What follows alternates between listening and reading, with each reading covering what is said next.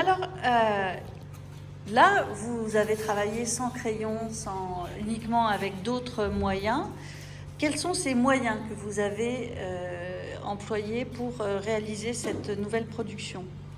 Qu'est-ce que vous avez utilisé? La peinture, La peinture, des cadres à disposition, les cadres, des matériaux de récupération, le carton, les matériaux. Donc, qu'est-ce que ça apporte de plus? Par exemple, la peinture, qu'est-ce qu'elle va apporter de plus? On va prendre, par exemple, celui-ci, là, qui est fait au crayon, on va le mettre à côté. Vous voyez? Qu'est-ce que ça apporte de plus, la peinture?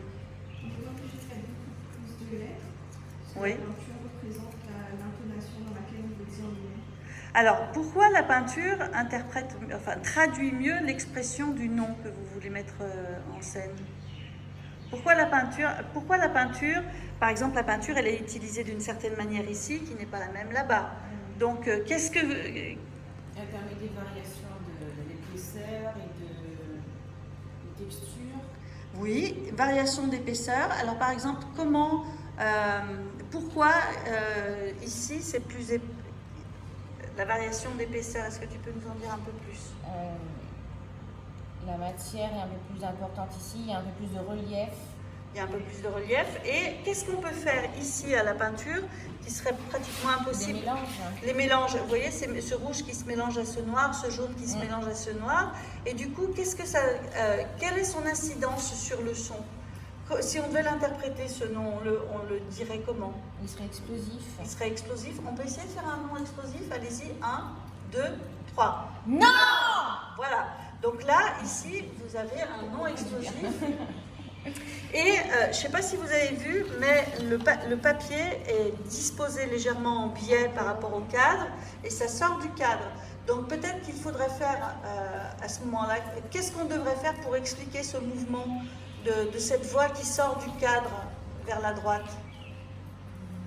Et que c'est la même tension. Rajouter les points d'exclamation, Peut-être à l'extérieur, rajouter les points d'exclamation à l'extérieur, mais au niveau de l'interprétation, si ça c'est dans le cadre, vous êtes d'accord qu'on ne va pas le dire de la même manière, ça contient.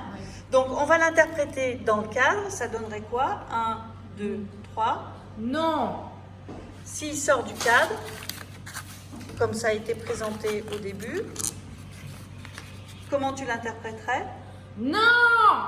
Et peut-être qu'il faudrait que le son, on a des moyens maintenant d'enregistrer le son et de le spatialiser dans les 3 dimensions.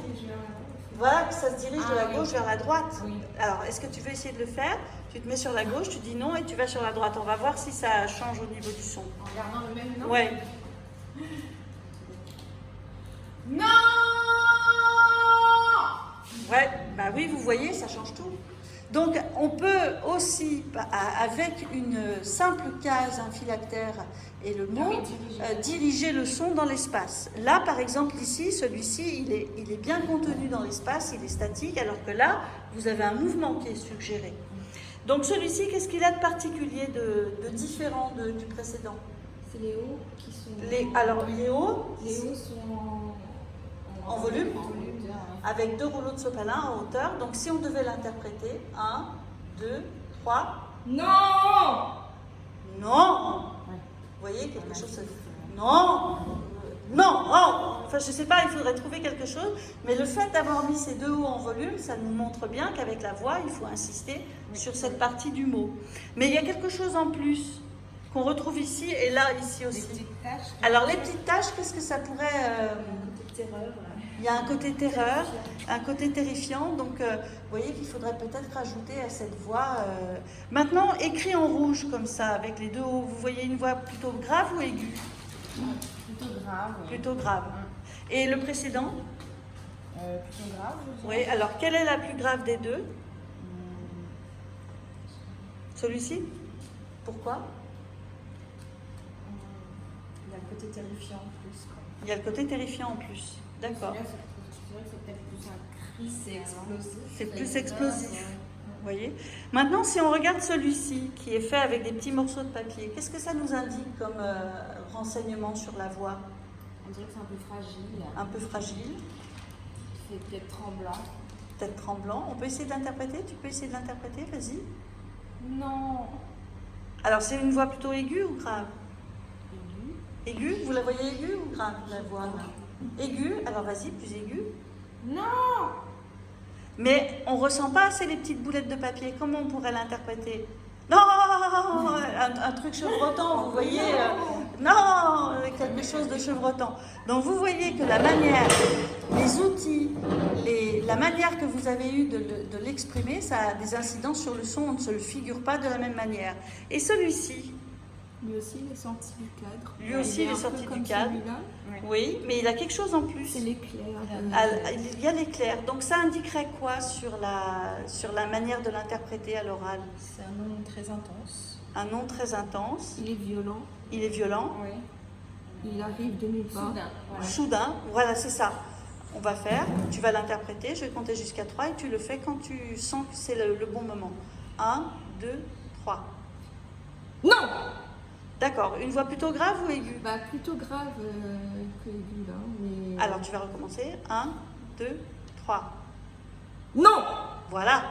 Et peut-être avec le N encore plus, non, quelque chose de plus mordant, de plus marqué, qui est ici signifié par l'éclair. Donc vous voyez que dans la narration visuelle, notamment de la bande dessinée, eh bien le texte il se dessine, le texte il se voit mais il s'entend en même temps.